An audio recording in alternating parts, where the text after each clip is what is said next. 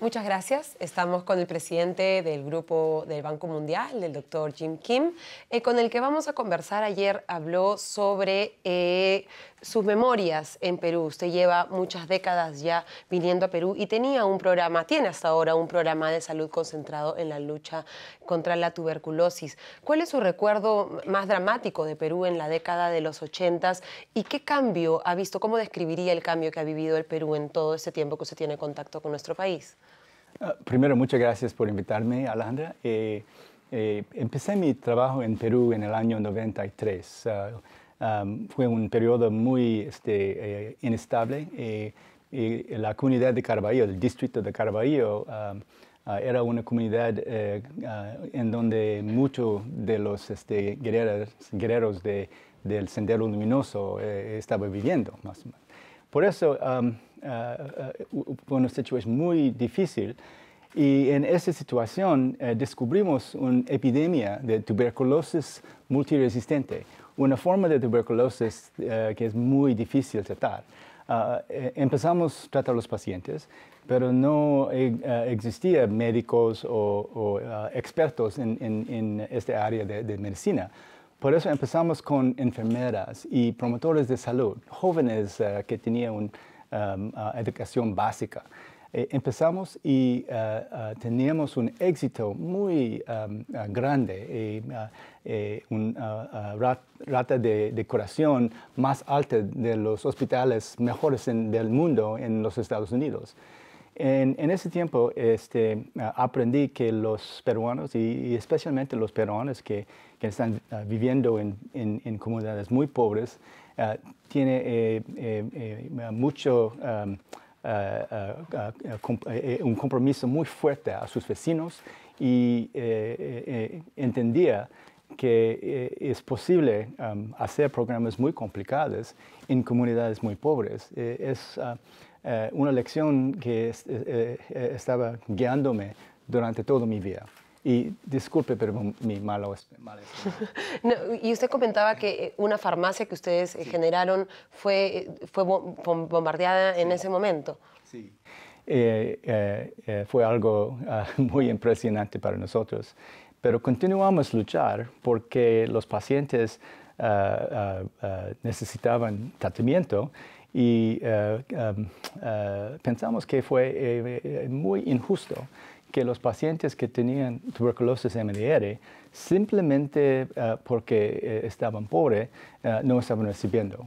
Por eso continuamos la lucha, recibimos fondos de Fundación Bill y Melinda Gates y ampliamos el programa a todo el país. Ahora Perú es uno de los líderes del mundo en tratamiento para pacientes con tuberculosis MDR. ¿Y en economía cómo ve al Perú en este momento? Creemos que el Perú ha logrado grandes éxitos. El crecimiento económico promedio de los últimos 10 años ha sido de 6%. En ese lapso, el Perú no solo ha sido una de las estrellas mundiales en materia de crecimiento económico, sino que ha sido capaz de reducir la pobreza de manera dramática, disminuir la desigualdad y ha logrado que los ingresos del 40% más pobre de la población se incrementen más que el de toda la población. El Perú ha tenido logros en otras áreas, por ejemplo, la lucha contra el retraso en el crecimiento de los niños, es decir, niños que tienen baja estatura para su edad y que han tenido daño neurológico debido a la falta de nutrientes y ausencia de estimulación. Perú ha reducido a la mitad esa tasa en los últimos 10 años, así que vemos éxitos muy grandes en materia económica y en provisión de servicios sociales. Sin embargo, los vientos en contra son muy fuertes, el acceso a los capitales va a ser más difícil, parece que los precios de las materias primas van a seguir bajando por un buen tiempo y el alza de tasas de interés de la Reserva Federal de Estados Unidos va a tener un impacto aún más grande en el acceso a los capitales.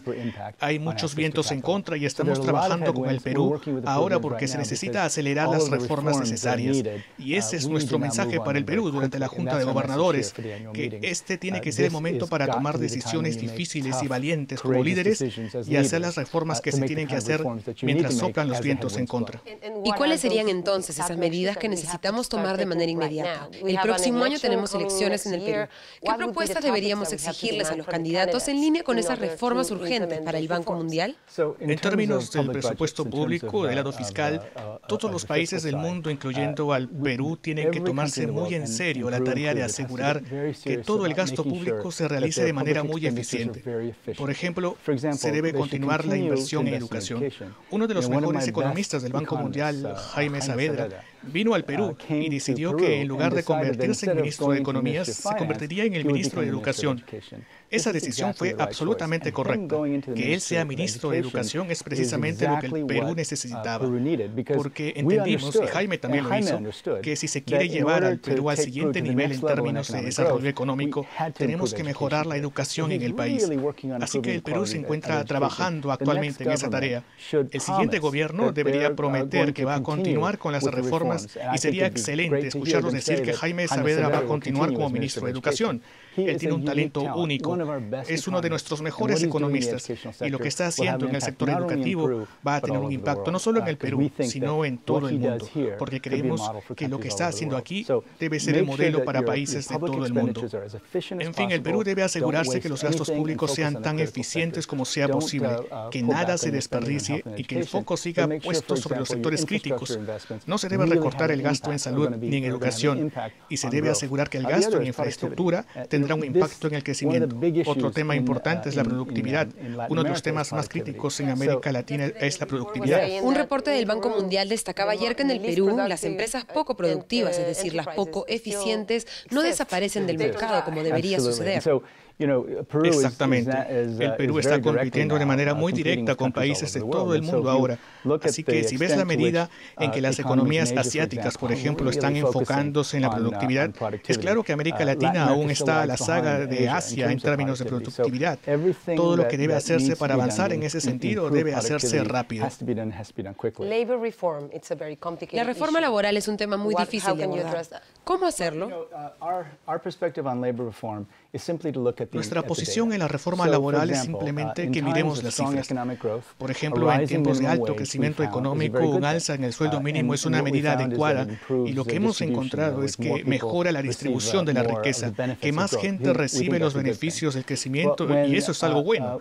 Pero cuando el sueldo mínimo crece mucho y de repente tu productividad o tu crecimiento se cae, entonces tienes un problema porque entonces es mucho más difícil crear puestos de trabajo para la mano de obra poco calificada. Así que no estamos haciendo ninguna sugerencia de política, pero lo que estamos diciendo es que la mejor política para lidiar con el salario mínimo es mirar al mundo y ver qué países tienen aciertos en ese manejo. Brasil, por ejemplo, eleva o recorta el salario mínimo dependiendo del crecimiento económico de los 3 años anteriores, y creo que es una medida razonable. Cuando el sueldo mínimo se acerca demasiado al salario promedio, cualquier crisis genera dificultades porque el salario mínimo colapsa y muchas veces va por debajo del salario promedio. Y es en ese punto, porque el mínimo es establecido por ley, que se vuelve muy difícil crear empleos. No estamos sugiriendo recetas, solo estamos contando lo que funciona en el mundo y preguntándoles a los países a dónde quieren ir y ayudándolos en ese camino.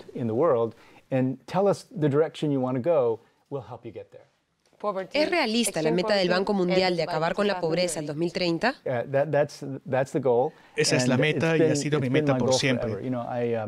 Aquí en el Perú me impactaron mucho personas como Gustavo Gutiérrez, el padre Gustavo que inventó el término de opción preferencial para los pobres. Esa ha sido mi filosofía por 30 años y la gran noticia es que ahora es la filosofía del Banco Mundial.